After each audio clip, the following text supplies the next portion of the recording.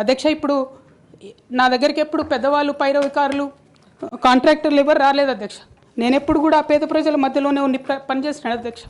నా దగ్గరికి వచ్చినటువంటి బీడీ కార్మికులు కావచ్చు, బీడీ టేకేదారులు కావచ్చు, అంగన్వాడీ టీచర్లు కావచ్చు, ఆశా వర్కర్లు కావచ్చు, ఐకేపీ ఎంప్లాయీస్ కావచ్చు అధ్యక్ష, అదేవిధంగా జిహెచ్ఎంసీ కార్మికులు కావచ్చు అధ్యక్ష, టీచర్లు కావచ్చు అధ్యక్ష, నిరుద్యోగులు కావచ్చు, ఆడబిడ్డలు కావచ్చు, సింగరేణి ఉద్యోగులు కావచ్చు, కరెంట్ ఎంప్లాయీస్ కావచ్చు, ఎవరు వచ్చినా అధ్యక్ష నేను కాదనకుండా నాకెంత వీలైతే అంత పనిచేసి పెట్టేటటువంటి ప్రయత్నం చేసిన అధ్యక్ష. అయినా సరే అధ్యక్ష, పార్టీ మౌత్ పీసులుగా ఉండేటటువంటి పార్టీ పేపర్లు, పార్టీ ఛానళ్ళు ఏ ఒక్కరు కూడా ఎన్నడూ కూడా మద్దతు ఇవ్వలేదు అధ్యక్ష. అయినా సరే ధైర్యం వదులుకోకుండా మొక్కువని ప్రయత్నంగా నేను ప్రయత్నం చేస్తూనే వెళ్ళాను అధ్యక్ష.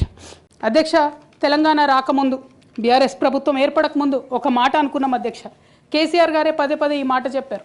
ఉమ్మడి రాష్ట్రంలో మనకు కాంట్రాక్ట్ వ్యవస్థ వచ్చింది, మరి కాంట్రాక్ట్ ఎంప్లాయీస్తోని, అవుట్సోర్సింగ్ ఎంప్లాయీస్తోని దేశానికి నష్టం జరుగుతుంది, రాష్ట్రానికి నష్టం జరుగుతుంది, అందరికన్నా ఎక్కువ తెలంగాణ యువకులకు నష్టం జరుగుతుందని చెప్పారు అధ్యక్ష.